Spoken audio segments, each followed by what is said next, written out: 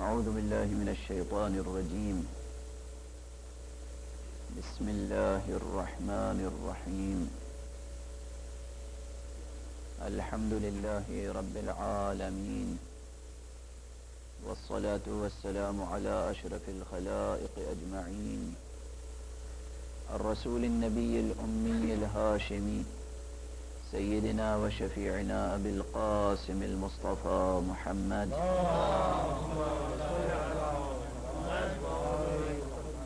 وعلى أهل بيته الطيبين الطاهرين الهداة المهديين المعصومين المظلومين، واللعنة الدائمة على أعداء الدين أجمعين.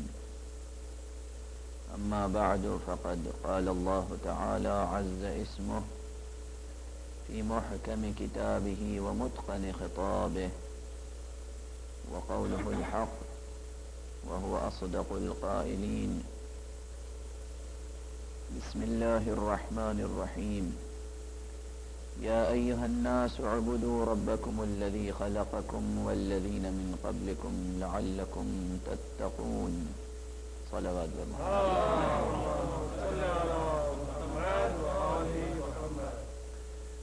برادران عزیز، قرآن حکیم کے آغاز میں جہاں پہلا خطاب دعوت و تبلیغ وارد ہوا ہے، وہی مقام اس وقت ہمارا سرنامہ سخن ہے. آپ حضرات واقف ہیں نظم قرآنی سے. جس وقت میں نظم قرآنی کی ترکیب استعمال کر رہا ہوں، اس وقت یہ بات پیش نظر ہے کہ آپ اس ترکیب سے، اس فقرے سے کسی غلط فہمی کا شکار نہیں ہو جائیں گے. میں قرآن کو نظم نہیں سمجھتا، میں قرآن کو شعر نہیں سمجھتا، لیکن میں قرآن کو نثر بھی نہیں سمجھتا. قرآن کا اسلوب نظم و نثر دونوں سے الگ ہے. ہماری دسترس میں جو علوم ادب ہیں، ہم نے زبان و ادب کو پرکھنے کے جو معیار مقرر کر لیے ہیں، یہ معیار قرآن مجید کو سمجھنے کے لیے ناکافی، کافی نہیں. بہرحال یہ گفتگو اس وقت نہیں چھیڑنا چاہتا. نظم قرآنی سے دو بحثیں وابستہ ہو سکتی ہیں. ایک بحث یہ کہ باعتبار نظم ادبی، سیاق و سباق کلام، انتخاب و ترتیب الفاظ، قرآن مجید کا کمپوزیشن کس قسم کا ہے، یہ فنی بحث ہے. اور اس بحث کو علماء ادب نے علم اعجاز القرآن کے نام سے مفصل کتابوں میں لکھا ہے، پیش کیا ہے، بحث کی ہے. سینکڑوں کتابیں اعجاز قرآن کے نام سے موجود ہیں، عربی میں اور فارسی میں، جس میں قرآن مجید کی آیتوں کو ادبی، صرفی، نحوی اور معانی و بیان کے مبانی کے تحت پرکھا گیا ہے کہ قرآن مجید کی نثر کیسی ہے. اگر یہ نثر ہے تو نثر کیسی ہے، الفاظ کے اعتبار سے شان اعجاز کس طرح پائی جاتی ہے، کیسا معجزہ ہے قرآن. ایک نظم قرآنی سے یہ بحث وابستہ ہے. دوسری بحث جو نظم قرآنی سے وابستہ ہے، وہ ترتیب آیات سے متعلق ہے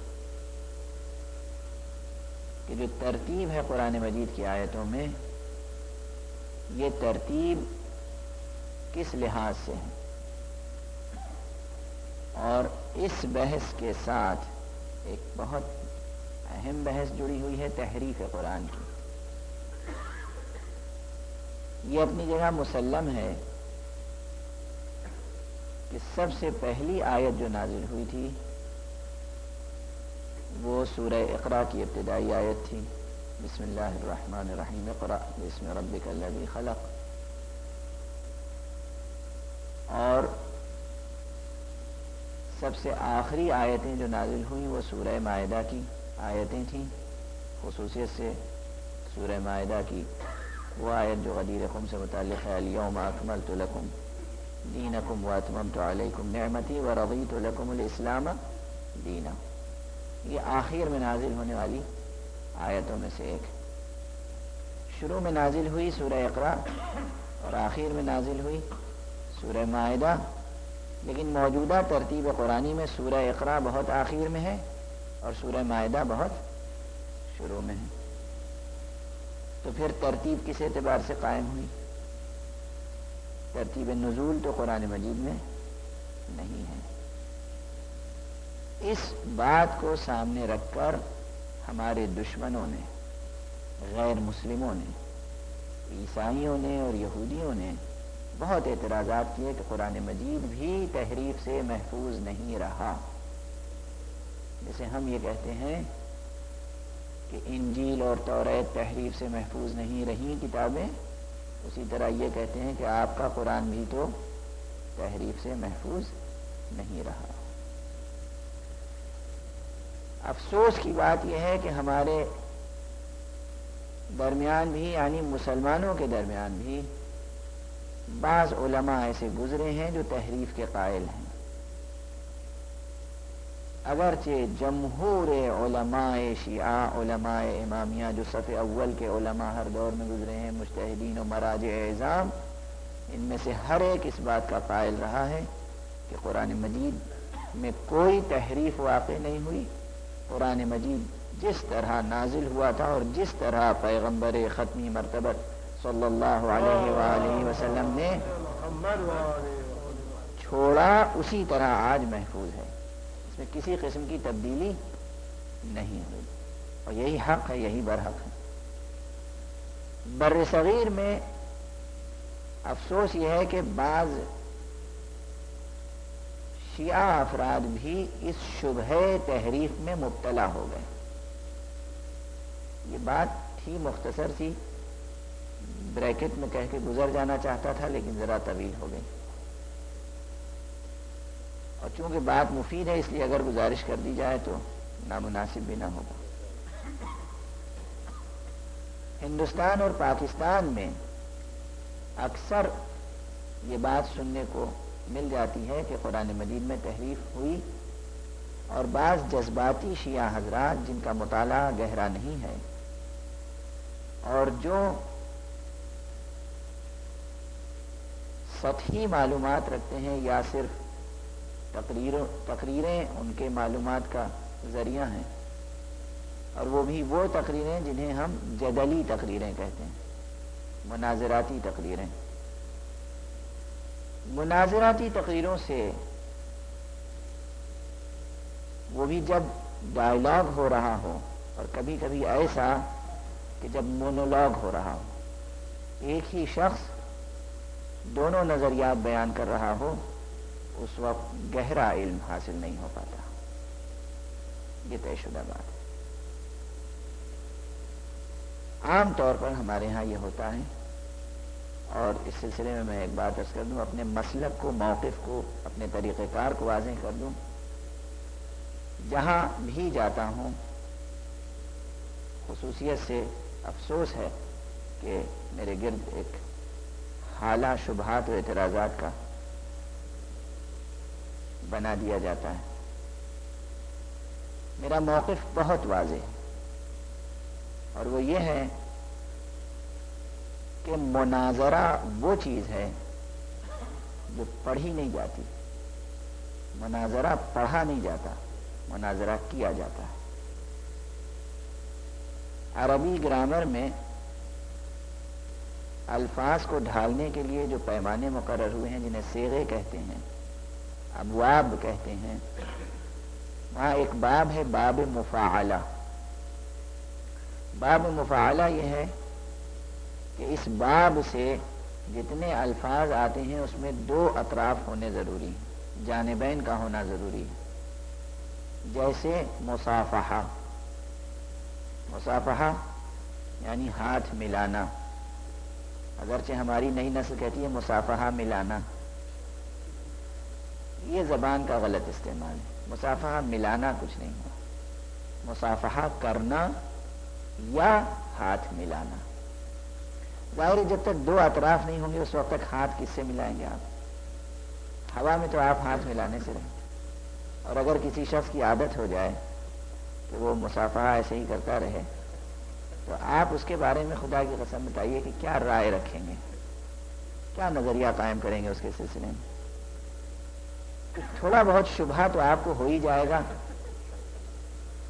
اگر میں ممبر سے اتروں اور اترنے کے بعد بس ہوا میں فضا میں کھڑے ہو کے مصافحہ کر رہا ہوں اور سامنے مصافحہ کرنے کے لیے کوئی تیار ہی نہیں، کوئی نہیں ہے مصافحہ کرنے والا، تو مصافحہ نہیں کہلائے گا. اسی طرح ہے مقاتلہ، قتال کرنا. جب دو آدمی لڑنے والے ہوں ایک دوسرے سے تو مقاتلہ ہے. مجادلہ اسی طرح ہے. معانقہ، معانقہ یہ ہے کہ گلے سے لگانا کسی کو، اس کی بھی وہی صورت ہے. جب دو ہوں گے تو معانقہ ہوگا ورنہ ہوا میں معانقہ نہیں ہوگا. اسی طرح ہے مناظرہ. مناظرہ یہ ہے کہ کوئی دو اشخاص ہیں، دونوں کے کچھ نظریات ہیں، ایک شخص اپنے نظریات بیان کر رہا ہے، اس کے مقابلے میں دوسرا شخص اپنے نظریات بیان کر رہا ہے. جب دونوں نظریے سامنے آتے ہیں تو وہ کہلاتا ہے مناظرہ. اس لیے مناظرہ کیا جاتا ہے، مناظرہ پڑھا نہیں جاتا. جب سامنے کوئی مد مقابل ہے ہی نہیں، کوئی مخالف نظریہ بیان کرنے والا موجود ہی نہیں ہے، تو ایک طرفہ مناظرے کے کیا معنی ہوتے ہیں؟ بہرحال میں مناظرہ پڑھتا نہیں ہوں لیکن کرتا ضرور ہوں. اگر واقعاً کوئی شخص ایسا ہو جو توحید میں شبہ رکھتا ہو، جو نبوت حضرت ختمی مرتبہ صلی اللہ علیہ وآلہ وسلم میں شبہ رکھتا ہوں، جو امامت ائمہ اہل بیت علیہم الصلاۃ والسلام میں شبہ رکھتا ہوں، جو مولائے کائنات علی ابن ابی طالب علیہ الصلاۃ والسلام کو امام اول نہ تسلیم کرتا ہوں، خلیفہ بلا فصل نہ تسلیم کرتا ہوں، جب تک وہ قانع نہیں ہو جائے گا میں اس سے مسلسل مناظرہ کرنے کے لیے تیار ہوں. مناظرے کیے ہیں، کرتا رہتا ہوں، مناظرے کے لیے تیار ہوں. لیکن مسلسل مناظرہ پڑھنا اس کے کوئی معنی نہیں. آپ حضرات یہاں جتنے بیٹھے ہوئے مجھے یقین ہے کہ سب کے سب حضرت علی علیہ السلام کو امام اول اور خلیفہ بلا فصل تسلیم کرتے ہیں. اور جب تسلیم کرتے ہیں الحمدللہ ہمیں یہ نعمت حاصل ہے تو پہلا سبق ہمارا مکمل ہے، اب دوسرا سبق شروع ہونا چاہیے. ہنوز روز اول است، ہمیشہ مکتب میں پہلا ہی صفحہ پڑھایا جا رہا ہے، یہ مناسب نہیں. امامت کے قائل ہو گئے، اب امامت کی تجلیوں کا بیان کرنا چاہیے. صلوات پڑھیں.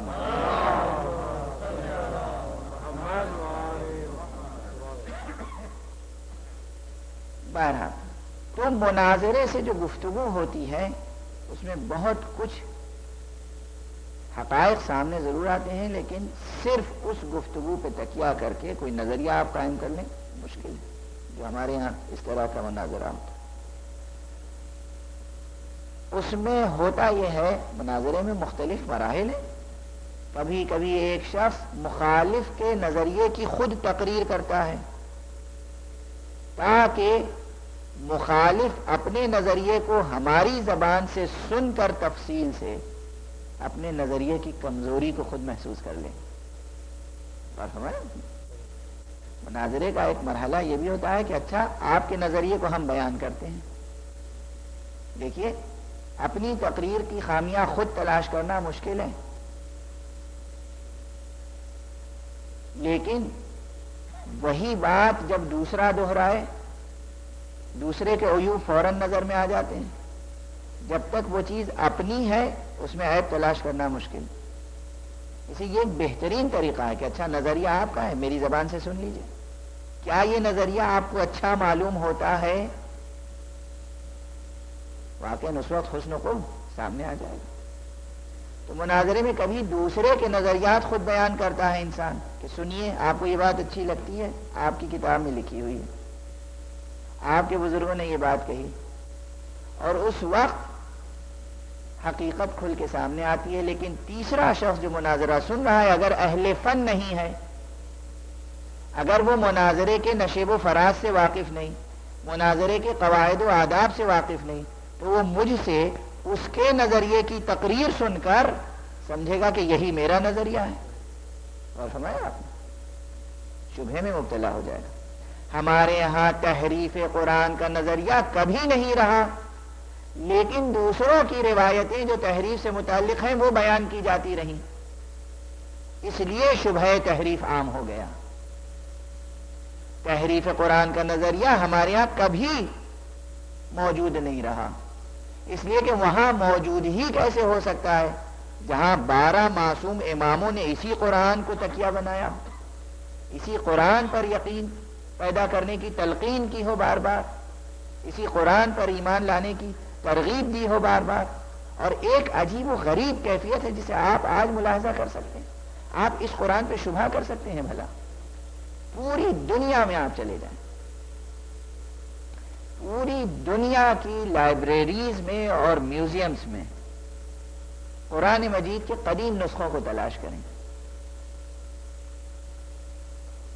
ایران میں, عربستان میں, ہندوستان میں, انگلستان میں, امریکہ میں, روس کے کتب خانوں میں چلے جائیں, ماسکو کے کتب خانے میں, ترکی کے کتب خانے میں چلے جائیں, جہاں جہاں قدیم نسخے موجود ہیں جو ہاتھ سے لکھے ہوئے ہیں, یہ تمام کے تمام نسخے, قدیم ترین نسخے, سب کے سب بلا استثناء یا علی ابن ابی طالب کے ہاتھ کا لکھا ہوا قرآن ملے گا, یا حسن مجتبیٰ کے ہاتھ کا لکھا ہوا قرآن ملے گا, یا امام حسین شہید کے ہاتھ کا لکھا ہوا قرآن ملے گا, یا امام زین العابدین کے ہاتھ کی تحریر ہوگی, یا امام محمد باقر, امام جعفر صادق علیہ السلام کی تحریر ہوگی.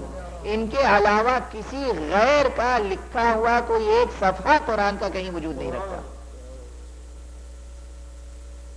آپ چلے جائیں, یہاں میں سال گزشتہ سرچ کر کے گیا ہوں, لائبریری آف کانگریس میں گیا تھا, 3 دن تک صرف یہی کام کرتا رہا کہ قرآن مجید کے کتنے نسخے ہیں قدیم ترین جو ہرن کی جھلی پہ لکھے ہوئے ہیں, یا اس زمانے میں جس طرح لکڑیوں پر اور پتوں پر اور پتھروں پہ لکھے جاتے تھے وہ جو قطعات قرآن مجید کے موجود ہیں, ان کو دیکھیں کہ کس سے منسوب ہیں. اور تقریباً اس ریسرچ کے بعد اس نتیجے پہ پہنچا کہ کوئی ایک نسخہ بھی کسی غیر کے نام کا موجود نہیں ہے. بات فرمایا آپ نے, بھائی غیر اہل بیت کو اگر قرآن مجید سے دلچسپی ہوتی تو کوئی ایک صفحہ تو کہیں مل جاتا دنیا میں. قرآن مجید کو ہاتھ میں لے کر جان بچانے کی تدبیریں تو ضرور کی گئیں, لیکن قرآن مجید کو اپنے ہاتھوں سے لکھ کر دنیا میں پھیلانے کی تدبیریں نہیں کی گئیں. اور فرمایا یہ زندہ معجزہ ہے, تاریخ کا معجزہ ہے. آج نسخے موجود ہیں, آپ ہندوستان چلے جائیں, دہلی میں رضا لائبریری رامپور میں, مولانا ابوالکلام آزاد لائبریری علی گڑھ میں, سالار جنگ میوزیم لائبریری حیدرآباد میں, خدا بخش اورینٹل پبلک لائبریری پٹنہ عظیم آباد میں, یا نیشنل لائبریری کلکتہ میں, یا ایشیاٹک سوسائٹی کی لائبریری کلکتہ میں. یہ وہ لائبریریاں ہیں جو دنیا کی بڑی لائبریریوں میں شمار ہوتی ہیں ریسرچ کے نقطہ نظر سے, یعنی جتنے مینوسکرپٹس وہاں موجود ہیں اتنے دنیا میں کہیں موجود نہیں ہیں. اس کے بعد آپ برٹش میوزیم لائبریری کو دیکھ لیں, لندن میں برٹش میوزیم کو دیکھ لیں, اس کی لائبریری کو دیکھ لیں, انڈیا آفس لائبریری کو دیکھ لیں, پیرس میں جا کے لائبریری کو دیکھ لیں, ہالینڈ میں جہاں سب سے پہلے عربی کی کتابیں اور اسلامی کتابیں چھپنا شروع ہوئیں وہاں جا کے دیکھ لیں. سب سے پہلا نسخہ قرآن مجید کا کب اور کہاں چھپا ہے, کچھ یاد ہے, خیال ہے آپ لوگوں کو؟ دیکھیے, اس قسم کی معلومات آپ کے نوک زبان ہونی چاہیے اور آپ کے بچوں کو یہ باتیں یاد ہونی چاہیے. قرآن مجید سے متعلق آپ ایک سیمینار کریں، سمپوزیم کریں، کوئز کانٹیسٹ کریں بچوں کے درمیان. قرآن مجید میں کتنی آیتیں ہیں، قرآن مجید میں کتنے سورے ہیں، قرآن مجید کی آیتوں کی تعداد کے متعلق کتنے اختلافات ہیں، بصریین کیا کہتے ہیں، کوفیین کیا کہتے ہیں، قرآن مجید کا سب سے پہلا پرنٹڈ ایڈیشن کہاں سے، کس پریس سے چھپا تھا، قرآن مجید کو سب سے پہلے کس نے چھپوایا تھا. ساری دنیا کی معلومات ہمارے بچوں کو ہے، مگر نہیں ہے تو اسلام اور کتاب اسلام سے متعلق معلومات. کتنے افسوس کی بات ہے. معمولی بات ہے، ساری دنیا کی معلومات ہے. سب سے پہلا نہ جانے کرکٹ کھلاڑی کون ہوا تھا، اور سب سے لمبا اس دنیا میں آدمی کون ہے، اور سب سے موٹا اس دنیا میں آدمی کون ہے، اور سب سے وزنی اس دنیا میں آدمی کون ہے. کتنی کتابیں ریکارڈ بک میں کتنی انفارمیشنز ورلڈ ریکارڈ میں آتی رہتی ہیں، اور وہ بچوں کو یاد رہتی ہیں، اور اس سے ان کی آئی کیو ٹیسٹ کی جاتی ہے، اور اس سے ان کی معلومات اور جنرل نالج ٹیسٹ کی جاتی ہے. آپ قرآن مجید سے متعلق ان معلومات کو نہیں رکھتے. یہ بہرحال یوں ہی ایک تذکر تھا. انشاءاللہ امید ہے کہ آپ کے سینٹر میں پہل کی جائے گی اس سلسلے میں. صلوات پڑھیں محمد وعلیہ. بہرحال میں نے وہ نسخہ تلاش کیا کہ جو سب سے پہلے قرآن مجید کا نسخہ چھپا تھا، اور پھر اس کے سورسز دریافت کیے کہ کس نے چھپوائے تھے، اور ان کے پاس جو نسخے مینوسکرپٹس کے آئے تھے وہ کس کے آئے تھے. ہر جگہ بلا استثناء میں ممبر پہ عرض کر رہا ہوں، وحدہ لا شریک کی قسم کھا کر بلا استثناء سوائے علی ابن ابی طالب کو اور کسی کا نام سامنے نہیں آیا.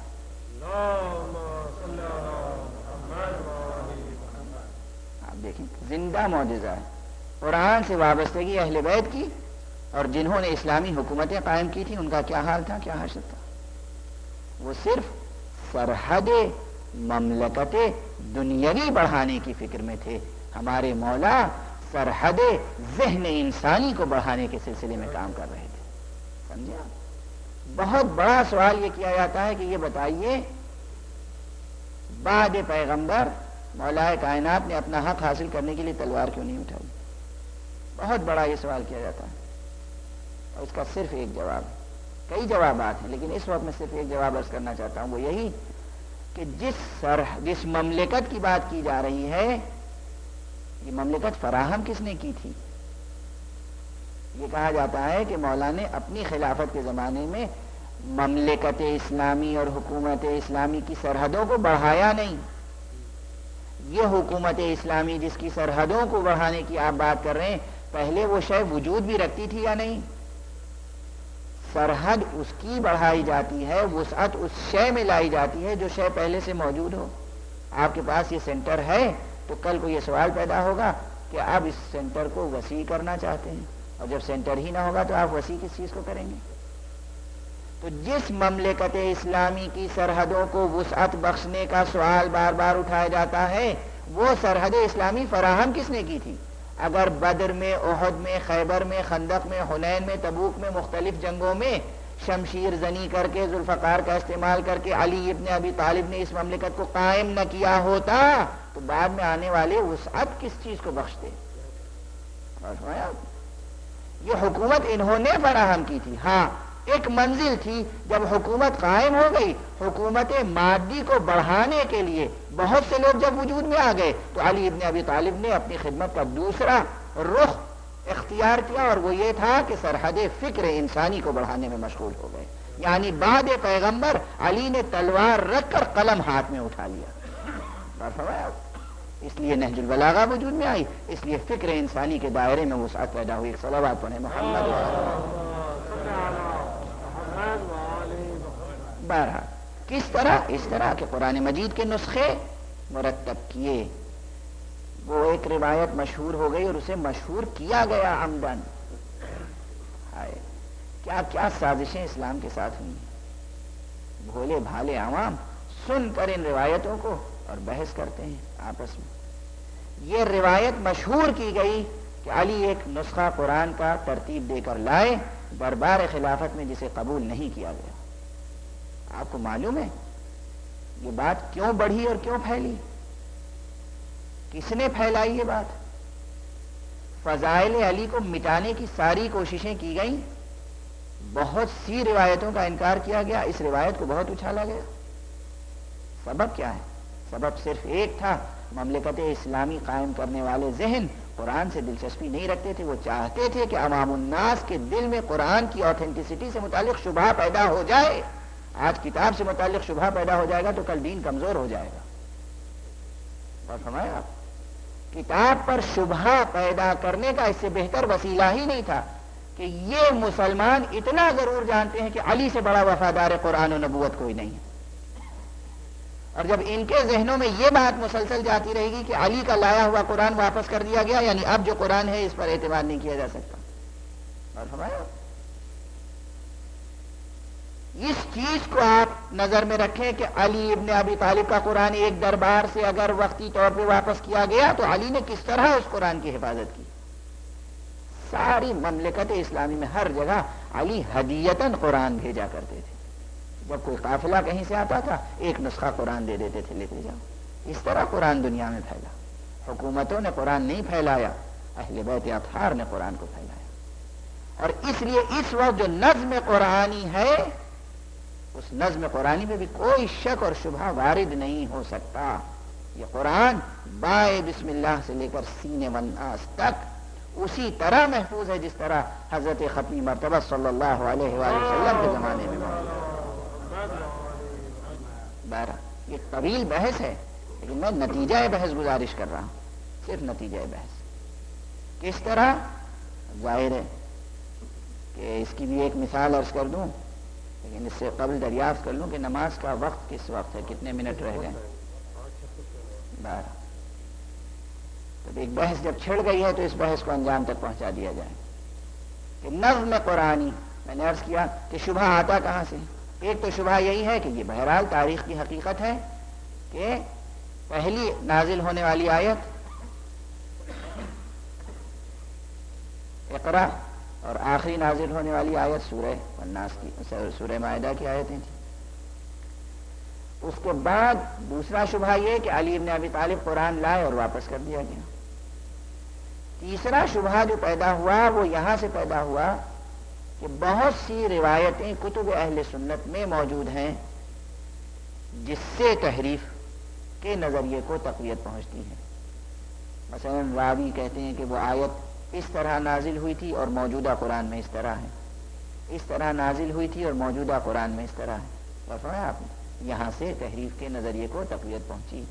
اور مناظرے کے ماحول میں کیا ہوا؟ جب اہل سنت نے الزام لگایا شیعوں پر کہ یہ قرآن پہ ایمان نہیں رکھتے تو شیعوں نے پلٹ کے جواب دیا کہ آپ کا بھی تو ایمان نہیں ہے قرآن پر، آپ کیسے قرآن پہ ایمان رکھتے ہیں؟ یہ روایت آپ کے ہاں موجود ہے کہ یہ آیت ایسے نازل ہوئی تھی اور آج قرآن میں اس طرح ہے. سمجھے آپ؟ اس طرح تحریف کی بحث پروان چڑھتی چلی گئی، پھیلتی چلی گئی. ہمارے یہاں بھی کتابوں میں اہل سنت راویوں سے کچھ روایتیں آ گئی، کچھ ہمارے راویوں نے روایتیں نقل کی، لیکن روایت کو ترجمے کے حوالے سے سمجھنے کی کوشش کریں گے تو حقیقت تک نہیں پہنچ سکیں گے. اسی لیے فقہا کی ضرورت ہے، اسی لیے علماء کی ضرورت ہے، اسی لیے ضرورت ہے کہ ہمیشہ علم رجال پر کام کا سلسلہ جاری رہے. اسی لیے ضرورت اس بات کی ہے کہ ہمیشہ اجتہاد کا سلسلہ جاری رہے. کہیں بھی اجتہاد کا سلسلہ رکا اور بس سمجھیے کہ آگے تاریکی چھا جائے گی. مسلسل روایت پہ تحقیق ہو رہی ہے کہ فلاں راوی سچا تھا یا جھوٹا، فلاں راوی ثقہ تھا یا غیر ثقہ، فلاں راوی مدلس تو نہیں تھا، فلاں راوی محدث تھا واقعاً یا واقعاً محدث نہیں تھا، تبلیغ سے تو کام نہیں لیتا تھا، تلبیس سے تو کام نہیں لیتا تھا، تدلیس سے تو کام نہیں لیا. یہ سب اصطلاح ہے علم حدیث کی ہیں، علم رجال و علم درایت. بہرحال لسان روایت اہمیت رکھتی ہے، یعنی پہلے یہ تحقیق کیجئے کہ واقعاً الفاظ معصوم سے اگر کوئی روایت آئی ہے، پیغمبر صلی اللہ علیہ وآلہ وسلم یا جناب سید طاہرہ یا 12 اماموں میں سے کسی ایک سے اگر کوئی روایت منتقل ہوئی ہے تو یہ یقین پیدا کریں کہ اصل الفاظ کیا تھے. اگر ایک ہی روایت 10 راویوں نے نقل کیا تو ان 10 کے الفاظ کا مقابلہ کیجئے، ایک ہی الفاظ ہیں یا کہیں کوئی لفظ کم ہے اور کہیں زیادہ. اگر لفظ کم اور زیادہ ہے تو یہ دیکھیے کہ یہ کم کیوں ہے لفظ، راوی بھول گیا یا اتنا ہی معصوم نے کہا تھا، دوسرے راوی نے اپنی طرف سے بڑھا دیا، اور اپنی طرف سے بڑھایا تو اس راوی نے وضاحت کے لیے کوئی لفظ بڑھا دیا. اس زائد لفظ کی حیثیت کیا ہے؟ کسی دوسرے لفظ کی وضاحت کر رہا ہے یا کوئی نئے معنی کا اضافہ کر رہا ہے؟ پڑھ رہا ہے آپ نے؟ اس طرح الفاظ کی جب تحقیق ہوگی تو ایک نتیجے تک انسانی ذہن پہنچے گا. تو اب ان تمام روایتوں کی اگر آپ تحقیق کریں کہ جو تحریف قرآن سے متعلق وارد ہیں کتابوں میں، مثلا یہی جو آیت عید غدیر سے متعلق ہے، یا ایھا الرسول بلغ ما انزل الیک من ربک، اس آیت کا مزاج کیا ہے؟ بعض روات اہل سنت نے اور بعض روات شیعہ نے اس پر زور دیا ہے کہ یہ آیت ہم اس طرح، کچھ زبان یہ ہے روایت کا لہجہ اور اسلوب لسان روایت، کچھ راوی کہتے ہیں کہ یہ آیت اس طرح نہیں نازل ہوئی تھی جس طرح آج قرآن میں موجود ہے، بلکہ آیت اس طرح تھی کہ یا ایھا الرسول بلغ ما انزل الیک من ربک فی علی وان لم تفعل فما بلغت رسالتہ. فی علی کا فقرہ تھا آیت میں جو اب قرآن میں موجود نہیں ہے. یہ روایت کتب اہل سنت میں موجود ہے، ہم کیا کریں بتائیے؟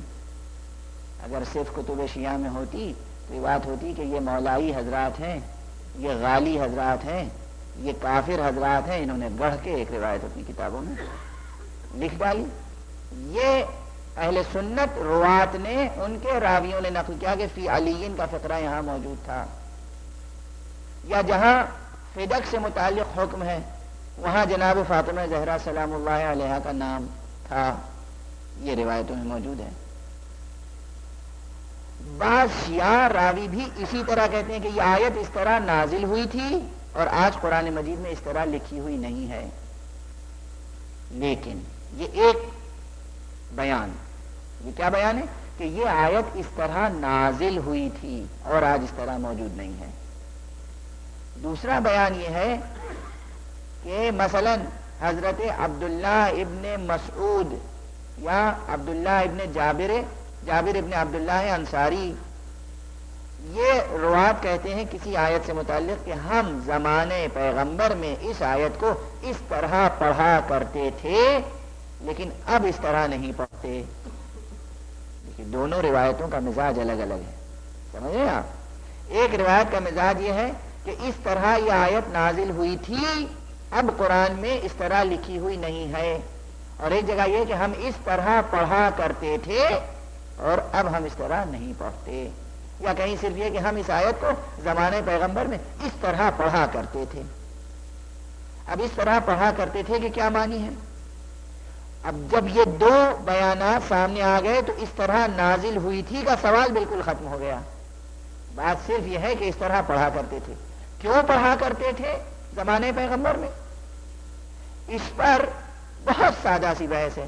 آداب قرأت قرآن و آداب تلاوت قرآن کے سلسلے میں کچھ روایتیں موجود ہیں آج بھی جو اس مشکل کو حل کر سکتی ہیں. مثلا سورہ رحمان کی تلاوت کا ایک خاص ادب منقول ہے پیغمبر سے. ایک صحابی پیغمبر کے سامنے سورہ رحمان کی تلاوت کر رہے تھے اور وہ سادہ سادہ جو قرآن کی آیتیں ہیں بس اسی طرح پڑھتے چلے جا رہے تھے. پیغمبر نے فرمایا کہ جب اس سورے کو جنہوں نے سنا تھا تو انہوں نے جس طرح تلاوت کی تھی وہ طرز تلاوت مجھے بہت پسند ہے. یاد رکھیے کہ جن ایک مخلوق ہے اللہ کی، اس کا انکار نہ کیجیے گا. خالی فزکس میں اگر جن نہ سمائے تو انکار نہ کر دیجیے گا.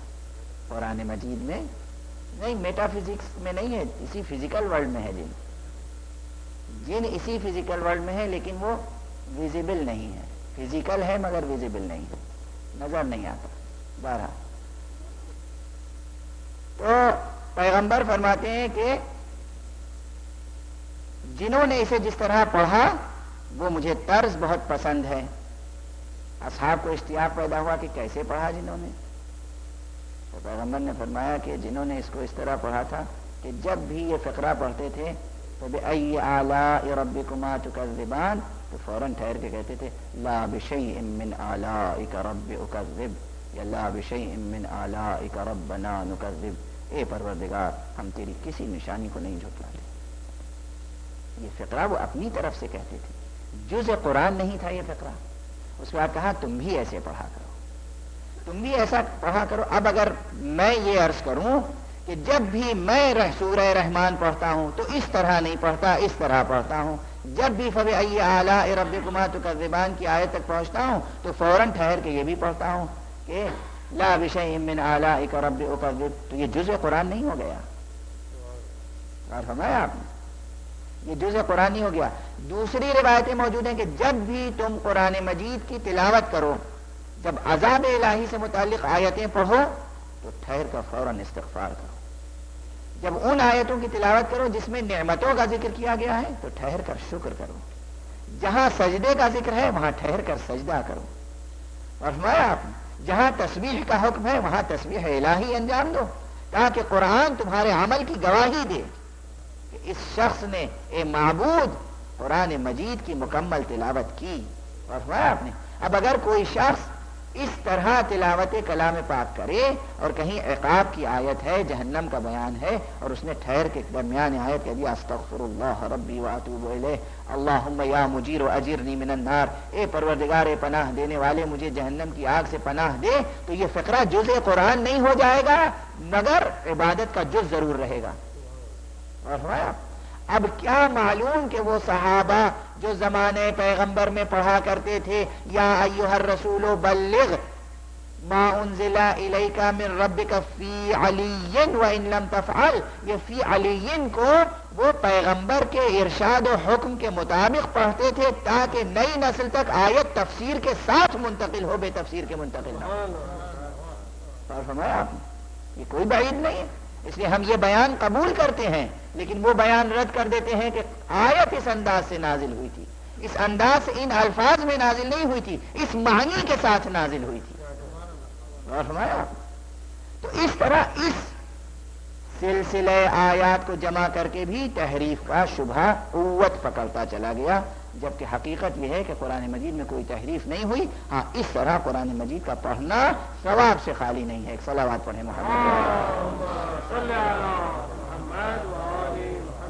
بہرحال یہ ایک بہت اہم مسئلہ تھا جسے عرض کیا، اور باقی مسئلہ اس سے متعلق اب بحث چھڑ گئی ہے، تو کل تو غالباً مجلس نہیں ہے، پرسوں انشاءاللہ اس مسئلے کو مکمل کر دوں گا، اور اگر ذہن سے نکل گیا تو آپ میں سے کسی صاحب کو بھی اختیار ہے کہ وہ یاد دلا دیں مسئلہ انشاءاللہ، تاکہ یہ بحث مکمل ہو جائے تحریف قرآن سے متعلق ایک ہفتہ۔ تو قرآن مجید اپنے ادبی طرز و اسلوب و نسق و نظم کے اعتبار سے بھی معجزہ ہے، اور ویسے بھی نظم قرآنی اپنی جگہ مستحکم ہے، لیکن اس نظم قرآنی میں یہ آیت بہت شروع میں ہے کہ جس کو میں نے سرنامہ کلام آج قرار دیا، یا ایھا الناس اعبدوا ربکم الذی خلقکم والذین من قبلکم لعلکم تتقون۔ آغاز قرآن میں سورہ حمد ہے، اور سورہ حمد کے بعد سورہ بقرہ، اور سورہ بقرہ کے بالکل شروع کی آیتوں میں سے یہ ایک آیت ہے، یعنی دیباچہ قرآنی کے بعد جہاں خطاب الہی شروع ہوتا ہے وہاں سے یہ پہلا خطاب ہے، اور یہ خطاب نہ مومنوں سے ہے نہ مسلموں سے ہے۔ یا ایھا الذین آمنوا نہیں ہے، یا ایھا المسلمین نہیں ہے، یا ایھا المسلمون نہیں ہے، یا ایھا المؤمنون نہیں ہے، بلکہ ہے کیا؟ یا ایھا الناس، اے لوگو۔ اسی لیے اس آیت کو انتخاب بھی کیا میں نے۔ اس آیت کا آغاز عمومی دعوت سے ہوتا ہے۔ ہمارے سینٹرز کا ایک کام یہ ہونا چاہیے کہ اس آخری پیغام الہی یعنی قرآن مجید کو اور سیرت ائمہ معصومین علیہم الصلاۃ والسلام کو افراد بشر میں پھیلائیں اور عام کریں۔ یہ ہمارے اوپر سب سے بڑی ذمہ داری ہے۔ حتیٰ کہ ہم جلوس نکالتے ہیں، مجھے معلوم نہیں ہیوسٹن میں بھی جلوس نکلتا ہے یا نہیں نکلتا، نیو یارک میں جلوس نکلتا ہے۔ آج عملی باتیں کچھ ہو جائیں، مختصر لوگ ہیں، اگر کسی کو برا لگے گا تو زیادہ شور اور ہنگامہ بھی نہیں ہوگا۔ صلوات پڑھ دیجیے۔ لیکن وہ زندگی کی جتنی سہولتیں بڑھتی چلی جاتی ہیں اس سے مصیبتیں بھی بڑھتی چلی جاتی ہیں۔ یہ ریکارڈ بھی کر رہے ہیں اور پھر ٹیلی فون بھی موجود ہے. کیا پتا کسی صاحب کو کوئی بات بری لگی ہو، فوراً قبل اس کے کہ میں ممبر سے اتروں وہ یہاں سے نیو یارک تک بات پہنچ جائے گی کہ آج یہ ہنگامہ ہو گیا، یہ پڑھ گیا. سمجھنے کی زحمت نہیں فرمائیں گے کہ کس دل سوزی کے ساتھ بات کی جا رہی ہے. نیو یارک میں مینہٹن میں جلوس اذان نکلتا ہے، واشنگٹن میں جلوس برآمد ہوتا ہے، شکاگو میں جلوس برآمد ہوتا ہے، لاس اینجلس میں جلوس برآمد ہوتا ہے، ہیوسٹن میں بھی جلوس برآمد ہوتا ہے. مجھے یہاں کے آداب نہیں معلوم کہ ہیوسٹن کے مومنین کس طرح جلوس نکالتے ہیں، لیکن نیو یارک میں شریک ہوا ہوں اور دوسری جگہوں کی اطلاع ہے مجھے. آپ یہ بتائیے کہ جلوس اذان لے کر سڑک پہ نکلنے کا فلسفہ کیا ہے؟ واجب ہے؟ نہیں. مستحب ہے؟ ہاں. کہاں لکھا ہوا ہے کہ مستحب ہے؟ قرآن مجید کی کوئی آیت ہے؟ کوئی حدیث معصوم ہے جلوس اذان لے کر سڑکوں پر نکلو؟ نہیں. مستحب ہے، بلکہ بعض حالات میں آپ نے تو کہہ دیا واجب نہیں ہے، میں کہتا ہوں بعض حالات میں واجب ہے. عزاداری کا قائم کرنا عام حالات میں مستحب ہے، لیکن بعض خاص حالات میں واجب ہے. اگر عزاداری پر پابندی عائد کی جائے اور اگر کہیں یہ خطرہ پیدا ہو جائے کہ عزاداری مٹ جائے گی، بند ہو جائے گی، تو وہاں کتنی ہی قربانیاں کیوں نہ دینی پڑے، لیکن قربانیاں دینا واجب اور عزاداری برپا کرنا واجب ہے. غافل نہ ہوئیے گا اس سے. ہاں، اگر پابندیاں سامنے ہیں، اگر دشمن سامنے ہے، اگر اس چیز کو مٹایا جائے رسوم اعضا کو، تو رسوم اعضا کا قائم کرنا بلا شبہ واجب. اس قسم کی باتیں جب آپ لوگ کرتے ہیں نا کہ کوئی بات کہی جائے اور فوراً تم سے فتویٰ منگا دیجئے، میں زندہ فتویٰ تم سے آ کے آپ کے سامنے بیٹھا ہوا ہوں، کاغذ پہ کیا منگا دوں؟ جناب والا، ہم نے قم میں درس ہی حاصل کیا ہے، گھاس نہیں کاٹی ہے. وہاں واجب بھی نہیں ہے گھاس کاٹنا جیسا آپ کے ملک میں واجب ہے. تو اچھے اچھے گھاس ہی کاٹتے ہوئے نظر آتے ہیں. اور سمجھا آپ، وہاں یہ سب آداب واداب نہیں ہے گھاس کاٹیے. وہاں گئے ہیں پڑھیے. اور بدقسمت ہیں وہ لوگ جو وہاں سے بھی گھاس ہی کاٹ کے واپس آ جائیں. تو بہرحال صورتحال یہ عرض کر رہا ہوں کہ اس میں کسی شک و شبہ کی گنجائش نہیں. نہ نجف سے فتویٰ منگانے کی ضرورت ہے، نہ قم سے. اگر رسوم اعضا پہ پابندی عائد ہو رہی ہے تو رسوم اعضا کا باقی رکھنا واجب ہے، چاہے کتنی ہی بڑی قربانی دینی پڑے، چاہے جان کیوں نہ دینی پڑے. جی اس حد تک چاہے جان کیوں نہ دینی پڑے. دلیل پوچھیں گے آپ؟ دلیل میں یہ پوچھتا ہوں کہ حج تو واجب ہے. قیاس کا الزام نہ لگائیے گا، اس کا جواب پھر دے دوں گا، وقت تنگ ہوتا چلا جا رہا ہے. حج واجب ہے، لیکن زیارت امام حسین علیہ السلام واجب نہیں ہے. ثواب بہت زیادہ ہے. ایک بار زیارت امام مظلوم کا ثواب 1,00,000 حج کے برابر. حضرت عائشہ سے روایت ہے 1,00,000 حج مقبولہ کے برابر زیارت امام حسین علیہ السلام کا ثواب ہے. لیکن مستحب ہے، واجب نہیں ہے. بالکل اسی طرح بعض حضرات کنفیوژن کا شکار ہو جاتے ہیں. بالکل اسی طرح جیسے سلام کرنا مستحب ہے، سلام نہ کرنے کی بہت مذمت ہے. حدیث میں ابخل الناس من مر علی مسلم ولم یسلم. بخیل ترین ہے وہ شخص کہ جو کسی مسلمان کے آگے سے گزر جائے اور سلام نہ کرے. اسے شقاوت کی علامت قرار دیا گیا، اسے بدخلقی کی علامت قرار دیا گیا، اسے ضعف ایمان کی علامت قرار دیا گیا، مگر واجب نہیں ہے. مستحب ہے، آداب زندگی میں سے ہے. مثال میں علماء کہتے ہیں کہ سلام کرنے کا ثواب 99 اور جواب دینے کا ثواب 1. اتنا فرق ہے. جواب دینا واجب ہے اور سلام کرنا مستحب. حج کرنا واجب ہے اور زیارت امام حسین مستحب، مگر زیارت امام حسین کا ثواب 1,00,000 حج مقبول کے برابر. اور فرمایا اچھا یہ مستحب ہے، واجب ہرگز نہیں، لیکن امام معصوم کے زمانے میں، متوکل عباسی کے زمانے میں زیارت امام حسین پہ پابندی لگا دی گئی. بڑی سے بڑی قربانیاں مانگی جاتی تھیں، پہلے رقومات مانگی جاتی تھیں، تھیلیاں مانگی جاتی تھیں.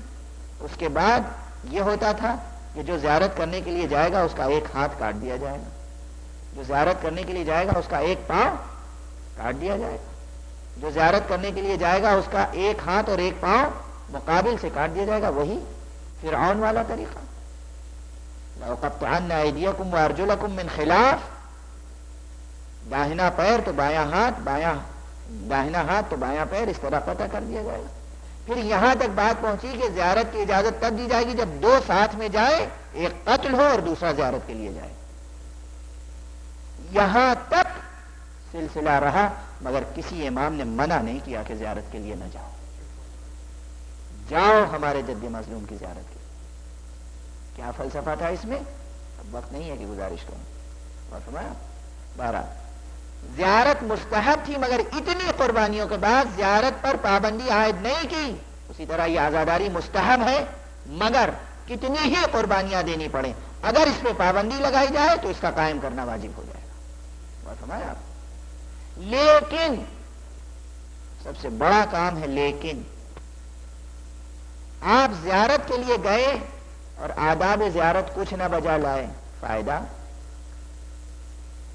ہیوسٹن سے آپ ٹکٹ لے کر عراق گئے، عراق میں مصیبتیں آج بھی ہیں، مصیبتیں جھیلی، رسک ہے جانا زیارت کے لیے. آپ خدا نخواستہ کسی مصیبت میں نہ پھنس جائیں، گرفتار نہ ہو جائیں، صدام لعین کے مصائب میں نہ گرفتار ہو جائیں، واپسی میں آپ امریکن گورنمنٹ کے نظر میں مشتبہ نہ قرار پا جائیں. الا ماشاء اللہ کتنے مصائب و مشکلات ہیں، لیکن آپ جاتے ہیں، گئے، ان تمام رسکس کو آپ نے قبول کیا، گئے، اور جانے کے بعد نہ غسل زیارت کیا، نہ زیارت عربی میں پڑھی، نہ زیارت وارثہ پڑھی، نہ 2 رکعت نماز پڑھی. یوں ہی گھوم کے ٹہل کے دیکھا عمارت اور چلے آئے. زیارت ہوئی نہیں. جو چیزیں وہاں بجا لانی ہیں اگر وہ بجا نہیں لائے تو زیارت نہیں ہوئی، جانا بیکار مذہبی نقطہ نظر سے. اسی طرح اگر آپ نے عزاداری کی روح کو برقرار نہیں رکھا اور آپ نے جلوس مینہٹن میں نکال لیا، ہیوسٹن میں نکال لیا، لاس اینجلس میں نکال لیا، فیڈرل بلڈنگ کے سامنے جا کے آپ نے ماتم کر لیا اور روح اعضا کو باقی نہیں رکھا تو کوئی فائدہ نہیں. روح اعضا کیا ہے؟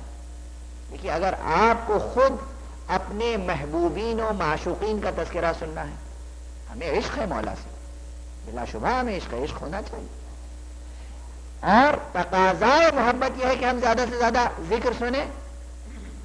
لیکن اگر یہی ذکر سننا ہے اور اپنی زبان سے یہی ذکر کرتے رہنا ہے تو اتنا بڑا حال ہے آپ ذکر کر لیتے ہیں. سڑک پہ جا کے ذکر کرنے کی کیا معنی؟ ایک خاص طریقے سے جا کے ذکر کرنے کی کیا معنی؟ اور فرمایا لیکن اس ایک خاص طریقے سے جب آپ سڑک پر نکلتے ہیں تو اس کے معنی صرف یہ ہوتے ہیں کہ آپ کے پاس کوئی پیغام ہے، کوئی میسج ہے جو دوسروں تک ڈیلیور کرنا ہے، دوسروں تک پہنچانا ہے. کیا یہ کام کر رہے ہیں؟ آپ مین ہیٹن سٹی میں کھڑے ہو کر اردو یا پنجابی میں نوحہ پڑھیں،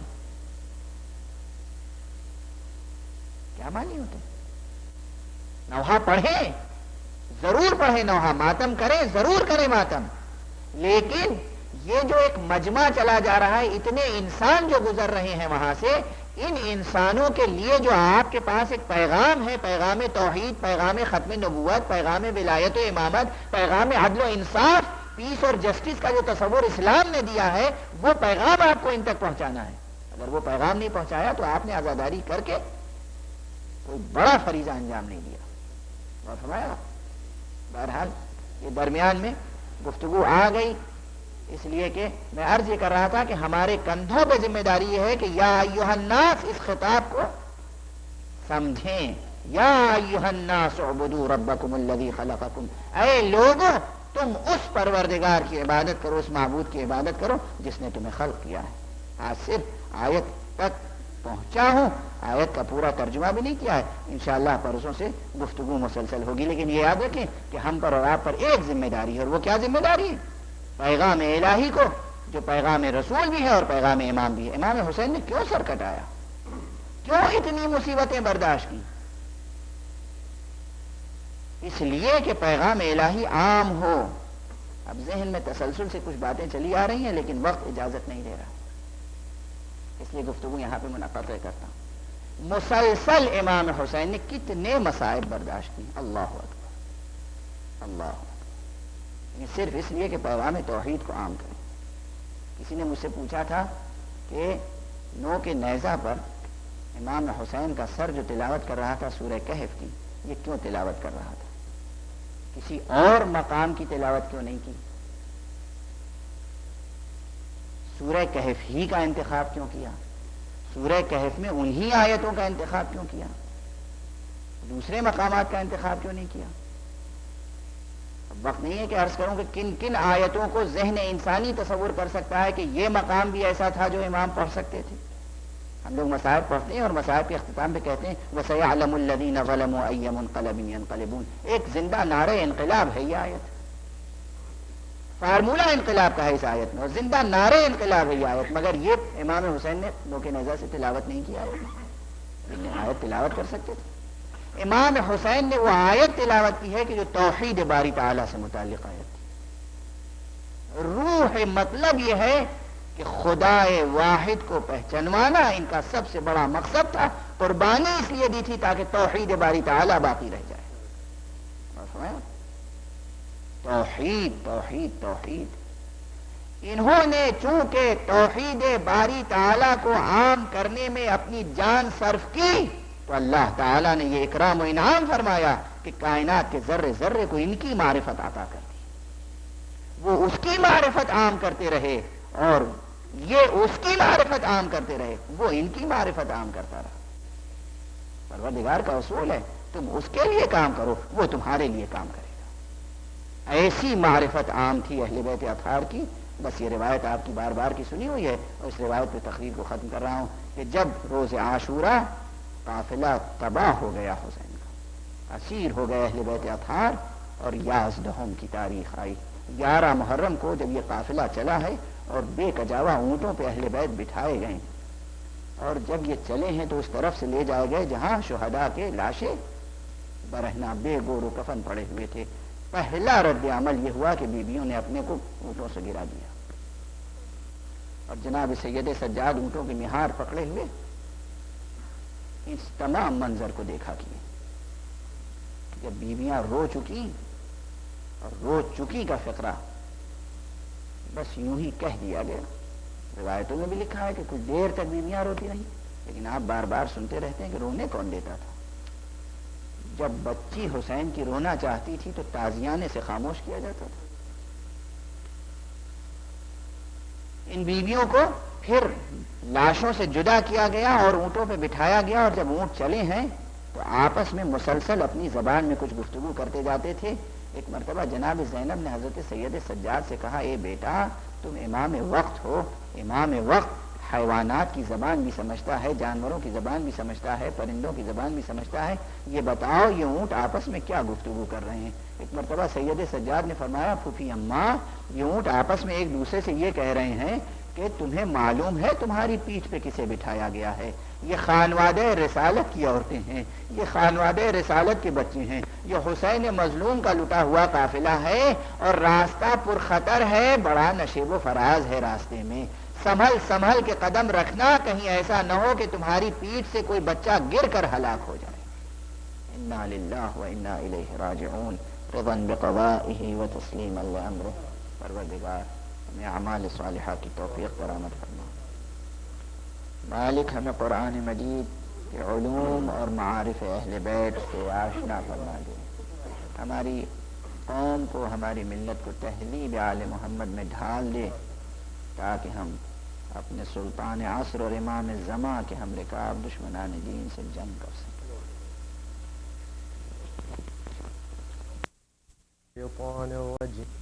بسم الرحمن الرحیم إنا قد أوحي إلينا جنم میں لکھتے اسے ملک ہیں دیکھتے اسے ملک ہیں بیاض ثواب میں جب سلام پڑھتا ہوں اکبر کی یاد آتی ہے ٹوٹتی ہے دل میں ہوں اکبر کی یاد آتی ہے ٹوٹتی ہے دل سے ہوں یا رب کسی کو موت نہ آئے شباب میں جب سلام پڑھتا ہوں معصوم روتے روتے ہی زندہ میں سو گئی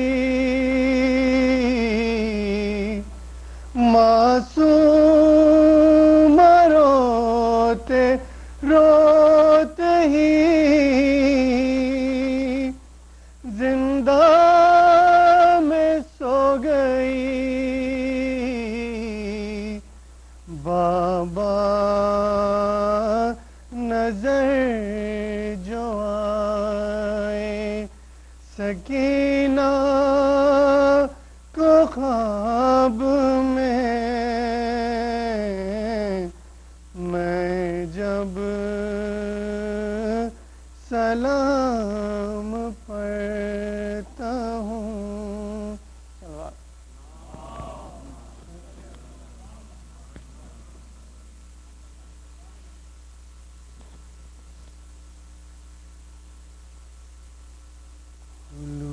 سے جذبہ حر لے کے آئے جس کا جی چاہے خلوص سے جذبہ حر لے کے آئے جس کا جی چاہے در شبیر پر قسمت بنائے جس کا جی چاہے خلوص سے جذبہ حر لے کے آئے قسم مظلومیت کی ہر مراد اس در پہ ملتی ہے قسم مظلومیت کی ہر مراد اس در پہ ملتی ہے در شبیر پر قسمت بنائے جس کا جی چاہے خلوص سے جذبہ حر لے کے آئے جس کا جی چاہے مدد کو ہر مصیبت میں مدد کرنے کو آئیں گے نجات سے ہر مصیبت میں مدد کرنے کو آئیں گے میرے مولا کو مشکل میں بلائے جس کا جی چاہے خلوص سے جذبہ حر لے کے